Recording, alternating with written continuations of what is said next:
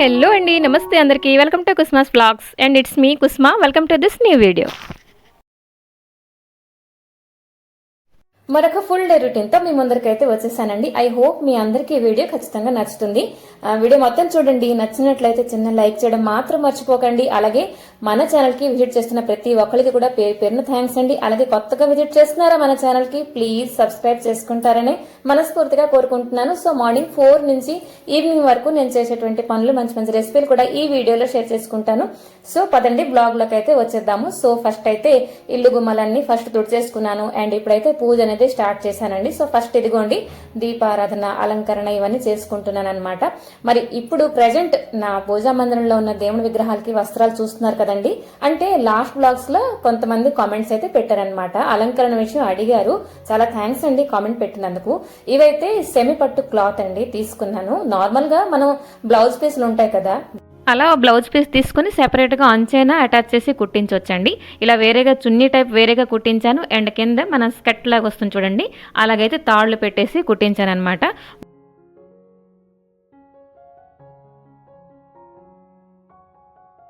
స్వామివారికి ఇక్కడ చూస్తున్నారు కదా, ఇదైతే మనం చంపస్వరాలు పెట్టుకుంటాం కదా అవండి. పెయిర్ అయితే 150 రూపీస్ ఎంతో తీసుకున్నారు. సో ఒకటే వేసానమాట. అండ్ అమ్మవార్లకి చూస్తున్నారు కదా, ఒకటి ఏంటి అంటే పట్టీలు ఉంటాయి కదా రెడీమేడ్వి, అవైతే తీసుకున్నానండి ఒక పెయిర్ అనమాట. ఇద్దరికి ఇలాగ నడుముకి వడ్డాణంలా పెట్టానమాట. సో చూడడానికి ఒకటేంటంటే మనం కలర్ కాంబినేషన్ చూసుకోవాలి. వైట్ స్టోన్ పెట్టేటప్పుడు అంటే దేవుడికి వేసిన వస్త్రాలకి మనం చేసిన అలంకరణకి సెట్ అవుద్దా లేదా అని చెప్పేసి అనమాట. అండ్ మిగతా దేవుళ్ళందరికీ కూడాను తెల్ల పూసలు ఏదైతే కొంచెం ముత్యాలలాగా ఉంటాయి వాటితోటి ఇలాగా దండ చేసి వేశానండి. అవైతే లాస్ట్ టైం నేను తిరుపతి వెళ్ళేటప్పుడు తీసుకున్నాను అనమాట. కొంచెం బల్క్ లోనే తీసుకుంటానండి, కొంచెం పాతలాగా అయిపోతే మార్చేస్తూ ఉంటానన్నమాట. సో అంతే. సో ఇదిగోండి అప్పుడే తెల్లవారుతున్నది అండ్ మార్నింగ్ రొటీన్ లోకి అయితే నేను వచ్చేసాను. ఈ రోజు మా అమ్మాయికి కొంచెం ప్రాక్టికల్స్ ఉండే, సో తను హరివరి కాదండి, నేను హరివరిగా ఉన్నానమాట. ఎప్పుడూనూ సెకండ్ హాఫ్ అనమాట తన కాలేజ్. సో ఈరోజు మార్నింగ్ వెళ్తుంది. ఇదిగోండి బ్రేక్ఫాస్ట్ అయితే ఇడ్లీ. ఇడ్లీ ఎప్పుడైనా మనం చేసేటప్పుడు ఫ్రిడ్జ్ నుంచి అంటే మార్నింగ్ ఒక 6 గంటలకు చేస్తున్నామంటే కనీసం ఒక గంట ముందర నుంచి ఫ్రిడ్జ్ నుంచి బయట పెట్టాలన్నమాట. అప్పుడే మనకి ఇడ్లీలు మంచిగా వస్తాయండి. సో ఎప్పుడు కూడా నేను ఇడ్లీలో ఫెయిల్ అవ్వలే, ఎప్పుడు చేసినా సాఫ్ట్ గా వస్తుంటాయి. ఇడ్లీ నోకుతోటే చేస్తానండి, రైస్ తో ఎప్పుడు అంతగా చెయ్యను. సో ఈరోజు ఇడ్లీ కోసం మంచి చట్నీ ఒకటి మీతో షేర్ చేసుకుంటానమాట. అండ్ ఇడ్లీ పెట్టేశాను అనమాట స్టవ్ పైన. ఇప్పుడైతే మళ్ళీ ఎందుకులే కౌంటర్ టాప్ మీద అని చెప్పేసి బ్యాటర్ అనేది దాచేసానండి. అండ్ ఫ్రిడ్జ్ నుంచి పాలు కూడా రకరకాల పాలండి, ఒకటి కొంచెం ఉంటాయి, ఒక గిన్నెలో మరి కొంచెం ఎక్కువ ఉంటాయి, ఆ రెండు కలపకూడదు, ఇవన్నీ మనకు ఉంటాయి కదా. సో అవన్నీ కూడా తీసేసి పక్కన పెట్టాను అనమాట. ఇప్పుడైతే చట్నీ కోసం కుక్కర్ ఏంటి అనుకోకండి, మంచి చట్నీ ఇది.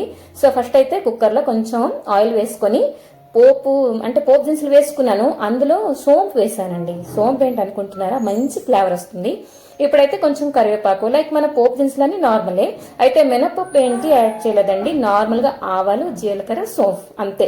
అందులోనే కొంచెం తాలింపు తీసేసి పక్కన పెట్టేస్తున్నాను, ఎందుకంటే మనకి పైన వేస్తాం కదా తాలింపు అనేది. ఇప్పుడైతే ఒక చిన్న ఉల్లిపాయ ఇలాగా పెద్ద ముక్కలు అయితే కట్ చేసుకుని వేసుకున్నానండి. అండ్ చిన్న అల్లం ముక్క అండ్ 2 నుంచి 3 టమాటాలు, పెద్దవైతే 2 అనుకోండి, అవైతే వేసాను అనమాట డైరెక్ట్ గా. సో ఇవన్నీ కొంచెం ఫ్రై అయిన తర్వాత 2 గ్రీన్ చిల్లీ అంటే మనకు కొంచెం ఎక్కువ కారంగా కావాలంటే ఎక్కువ వేసుకుంటాం అనమాట. సో కొంచెం కొత్తిమీర, పుదీనా కొంచెం వేసినా బాగుంటుంది, బట్ నేను ఈరోజు కొత్తిమీర వేసాను. అండ్ కొంచెం మగ్గిపోయిన తర్వాత వేసాను కొంచెం పసుపు, తగినంత సాల్ట్, మరి కొంచెం వాటర్. ఎక్కువ వాటర్ కూడా పోయక్కర్లేదు. నేను చూసానండి నార్మల్ గా మార్నింగ్ టిఫిన్స్ లోకి ఎక్కువ స్పైసీగా ఉండే చట్నీ అయితే మా ఇంట్లో ఇష్టపడట్లేదండి, అది తినకూడదు కూడా ఎక్కువ స్పైసీ. సో కట్ చేస్తే ఇప్పుడైతే కాటన్ డ్రెస్ ఒకటి అమ్మాయిది ఐరన్ చేసుకుంటున్నాను. తను చేసుకోలేదా అని చెప్పేసి మీకు అనిపించవచ్చు, బట్ హరివరిగా ఉంది, నేను చేసుకుంటానులే అనింది, బట్ హెల్ప్ చేస్తే నాకైతే మంచిగా అనిపిస్తుందండి. అయితే మనం ఇలాంటి బట్టలు కూడా మనం హరివరిగా ఉన్నప్పటికీ కూడా మనం లాండ్రీకి వేసేస్తూ ఉంటాం, అలా కాకుండా ఇంట్లోనే చక్కగా చేసుకోవచ్చండి.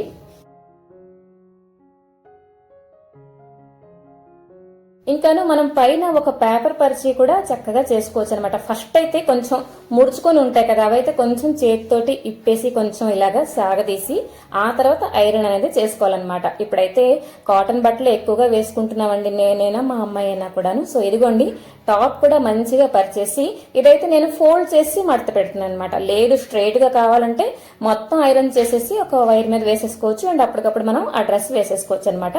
నేనైతే ఇలాగ ఇదిగోండి రింకిల్స్ ఏంటి లేకుండా ఫస్ట్ అయితే రెండు వైపులా నార్మల్ గా చేశాను అండ్ ఇప్పుడు రెండు సైడ్లు కూడా మడత పెట్టేసి చెయ్యి దగ్గర బేసిక్ గా మనం ఐరన్ చేసిన తర్వాత చెయ్యి దగ్గర మడతలు మడతలుగా ఉండిపోతుంటుంది. సో ఇప్పుడు అలా కాదు, కొంచెం చెయ్యి దగ్గర కూడా మంచిగా ఐరన్ చేసేస్తున్నానండి. సో రెండు వైపులా సేమ్ అలాగనే చేసేసి అండ్ రెండు మూడు ఫోల్డ్లు అయితే మన ఇష్టం, ఫోల్డ్ అనేది రెండు పెడతామా మూడు పెడతామా.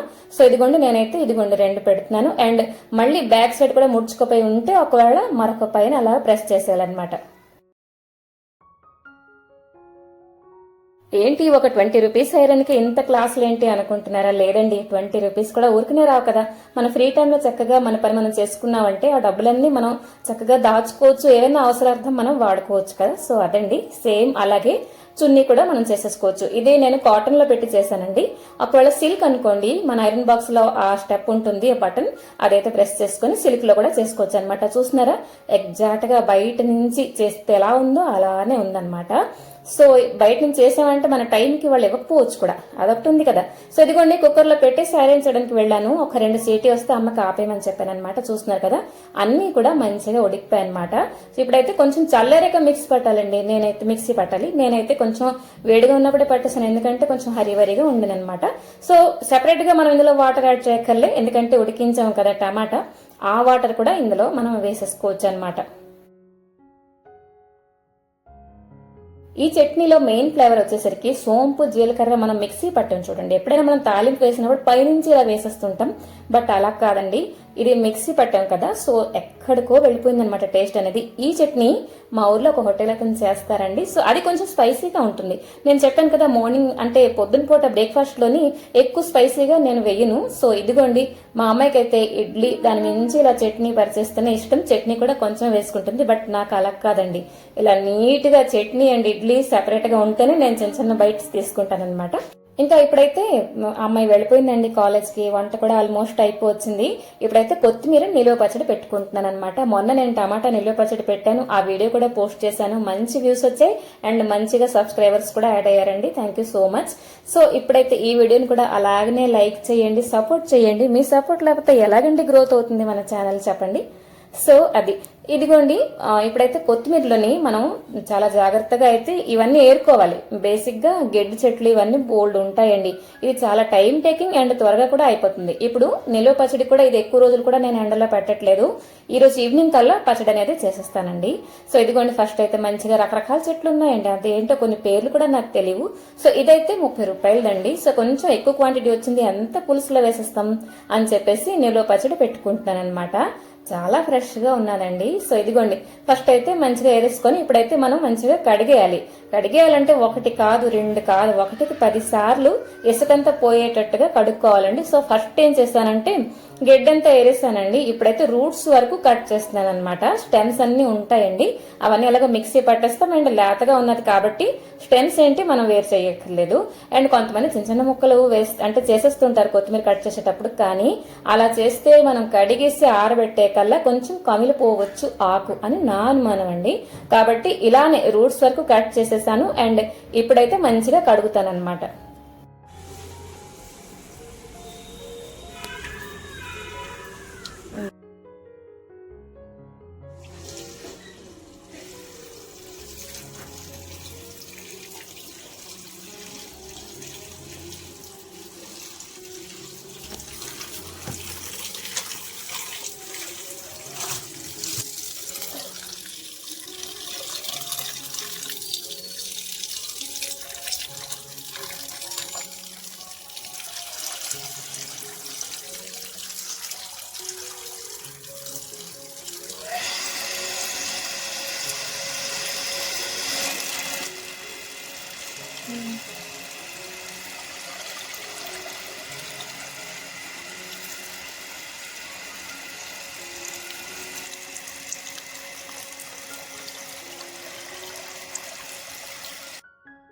ఇంకాను కడిగేసాను కదండి, మంచిగా గుమ్మంలోనే కొంచెం ఎండ పడుతున్నది. సో ఎండలో కూడా ఆరబెట్టేస్తున్నాను అనమాట. మెయిన్ ఏంటంటే వాటర్ అస్సలు ఉండకూడదు. వాటర్ అంతా ఇంకిపోతే మనం చక్కగా పచ్చడికి రెడీ అనమాట. సో ఇది ఒక రోజులోనే ఎండిపోతుందండి. ఎక్కువగా డ్రై కూడా చేయకూడదండి, ఎందుకంటే పచ్చడి అనేది డ్రైగా వస్తుంది, గుండగా వస్తుంది, బాగుండదు అనమాట. సో ఇదైతే కొంచెం మధ్యాహ్నం వరకు ఉంచాను. ఆ తర్వాత ఒక పొడి బట్టలో ఇలాగ చుట్టేశాను అనమాట. చూస్తున్నారు కదా, ఒక్క పిసర్ కూడా వాటర్ అనేది లేదు, శుభ్రంగా ఎండిపోయింది అనమాట. సో ఇప్పుడు నేను కట్ చేసి ఉంటే అయ్యూను, బట్ ఈ రోజు నైట్ ఎలాగైనా మా వాళ్ళకి అన్నట్లో అది పెడతాను అని చెప్పేసి ఫిక్స్ అయిపోయి మరి కట్ చేయలేదండి. సో ఇప్పుడైతే ఇదిగోండి కొంచెం మెంతిపొడి, కొంచెం మెంతులు, కొంచెమే ఆవాలండి. ఎందుకంటే టమాటా పచ్చడిలో మనకి మెంతిపొడి కొంచెం ఎక్కువ ఎత్తే పర్లేదు కానీ, ఎందుకంటే టమాటా పుల్లగా ఉంటుంది కదా, అది కొంచెం అడ్జస్ట్ అయిపోద్ది. బట్ కొత్తిమీరకి పులుపు అవి ఏంటి లేదు కాబట్టి మెంతిగుండ చాలా తక్కువ వేసుకుంటున్నాను. సో ఇంకా ఇదిగోండి ఎండబెట్టిన కొత్తిమీర కూడాను, ఇదిగోండి కొంచెం ఇది అంతలా కనిపిస్తున్నది కానీ కొంచెం అంటే ఆయిల్లో వేసి ఫ్రై చేసుకుంటున్నాను. మరి కొంచెం పోతే ఇది అంతా మగ్గిపోయి ఆ మాత్రంకి అయిపోతుంది అనమాట.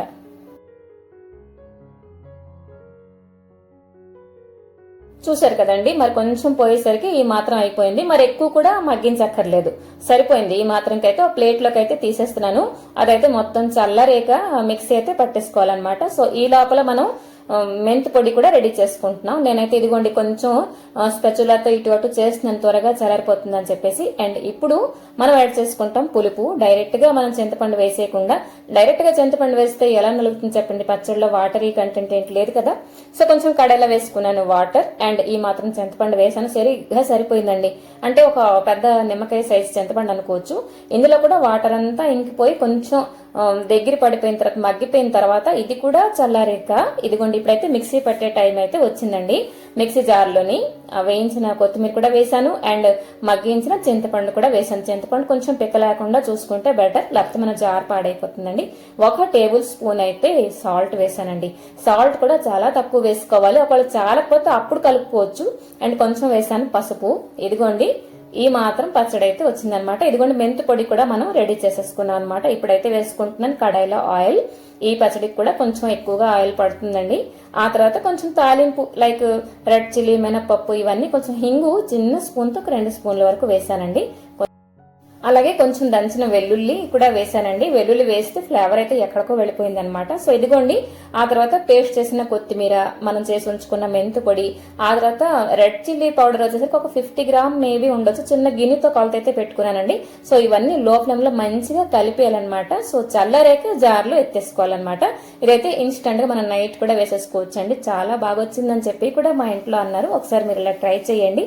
సో ఇంకా ఇదిగోండి చల్లారేక జార్లో ఎత్తేసుకుంటే సూపర్ గా వచ్చింది, అంటే సూపర్ గా వచ్చేస్తుంది. ఒకసారి కంపల్సరీ ట్రై చేయండి. సో సరేనండి, ఈ బ్లాగ్ ఇక్కడితో ఆపేద్దామా? నచ్చిందా లేదా తప్పకుండా కామెంట్ చేయండి. మరొక మంచి వీడియోతో మీ ముందరికి వస్తాను. వీడియో కనుక మీ వరకు వస్తే సబ్స్క్రైబ్ చేసుకోవడం అస్సలు మర్చిపోకండి. సో మరొక మంచి వీడియోతో మీ ముందరికి వస్తాను. Till then take care and bye by.